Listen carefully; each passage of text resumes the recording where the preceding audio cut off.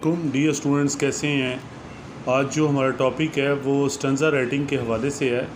तो stanza writing में मैं ये आपके सामने जो है ये फॉर्मेट जो है ये पेश कर रहा हूँ और ये मैं ग्रुप में भी आप लोगों को सेंड कर दूँगा।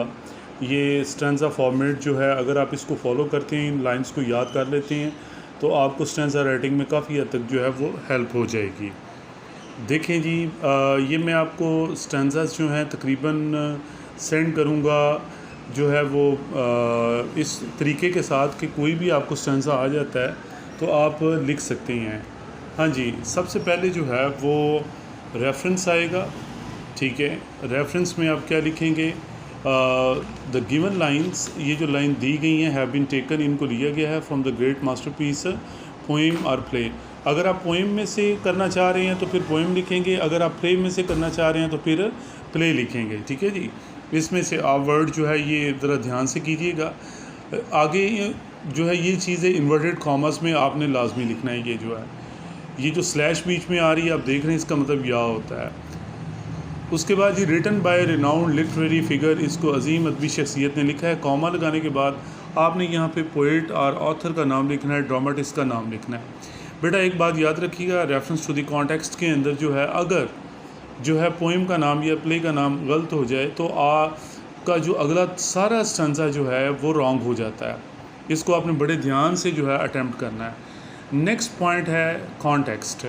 कॉन्टेक्स्ट के अंदर ये है कि आपको मैंने कॉन्टेक्स्ट भेजे थे जो है चारों प्लेस के, तो आपने उनमें से जो आप 2 लाइनें या 3 लाइन्स जो हैं या जो सेंटेंसेस हैं, कोशिश करें सेंटेंसेस जो कम से कम 2-3 सेंटेंसेस हैं उन कॉन्टेक्स्ट के अंदर से वो आप यहाँ पे लगाएंगे।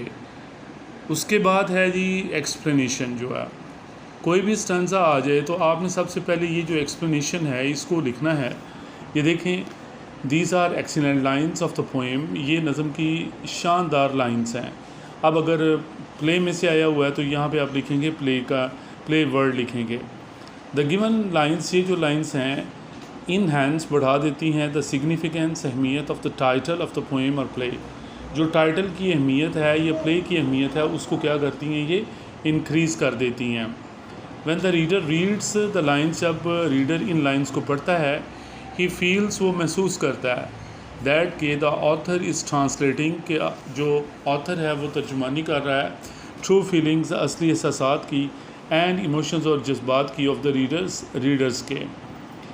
अब यहाँ पे आप देखें, ये जनरली सेंस है, आप जो है वो कोई भी आपको स्टेंजा आता है तो ये आप लाइंस बड़े अच्छे तरीके से लिख सकते हैं। According to the great critic Longinus, अजीम क्रिटिक लॉन्जाइनस के मुताबिक, लिटरेचर शुड प्रमोट, लिटरेचर को क्या करना चाहिए, प्रमोट करना चाहिए, सबलाइम आइडियाज़, आला नज़रियात को इन अ सबलाइम वे, आला अंदाज में उनको प्रमोट करना चाहिए।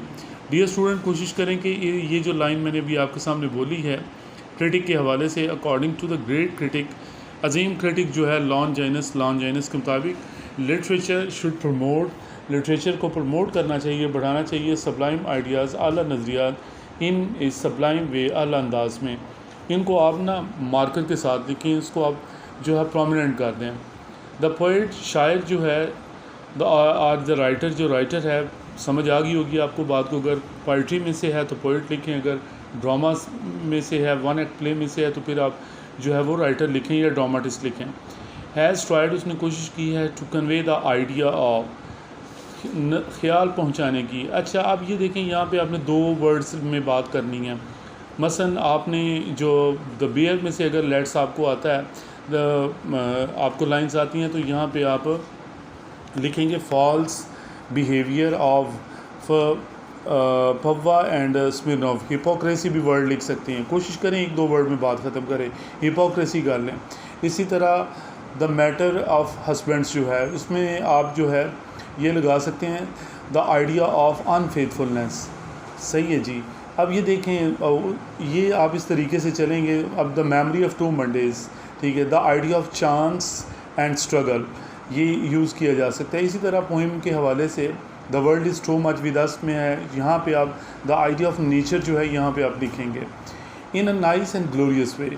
इसको बड़े उम्दा और आला अंदाज में क्या किया है शायर ने, इस पैगाम को पहुँचाने की कोशिश की है।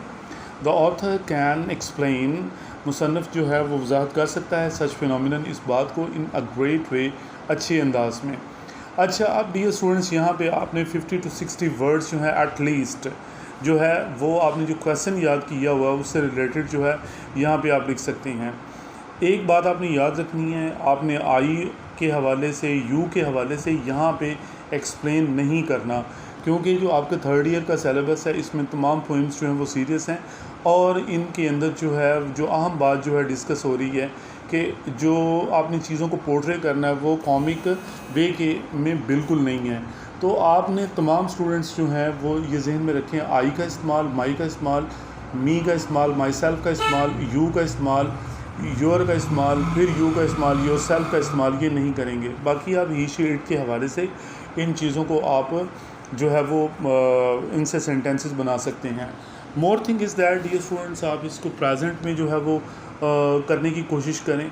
सही है, प्रेजेंट में अगर आप ये जो कम से कम जो है वो 60-70 वर्ड्स में आप ये लिख देते हैं, 8-10 सेंटेंसेस में एक्सप्लेन कर देते हैं जो आपने क्वेश्चन याद किया उसकी मदद से, तो आप ये समझिए कि आप स्टेंसा करने में कामयाब हो जाते हैं। लेकिन एक बात याद रहे कि इन जब आप स्टेंसा करें तो इसमें बार बार आपने एक वर्ड जो है ऐड करना है, लाइन्स, इन दीज लाइन्स। आपने पोइम नहीं कहना, जो है पोइम आप कहेंगे वो रॉन्ग हो जाएगा, तो आप बार बार ये वर्ड जो है वो ऐड करेंगे, in these lines the poet says. आगे वो पूरी जो उसकी जो आपने याद किया उस पोइम जो है उससे रिलेटेड जो भी चीज़ आई हुई है, इनके लाइन्स आई हुई हैं, उनको आप एक्सप्लेन करेंगे। डियर स्टूडेंट्स, ये था स्टेंजा राइटिंग के हवाले से जो है ये एक मेजर टेक्निक जो मैं आपके सामने पेश कर रहा हूँ। अच्छा, अब बात ये कि जब आपने, ज़ाहिर बात है 3 स्टेंजास लिखने हैं तो एक में तो आप ये टेक्निक इस्तेमाल कर लेंगे, तो दूसरे और तीसरे स्टेंजास के अंदर जो है वो आप जस्ट जो है जितना भी आपको आता है कोशिश करें कि आप कम से कम जो है 100 वर्ड में प्रेजेंट सेंटेंसेस के अंदर जो है वो आप उनको एक्सप्लेन करें, और जो आपने क्वेश्चन याद किए हुए हैं उनकी मदद लें। इनको आपने लीव आउट नहीं करके आना, आपने इनको लिख के आना है।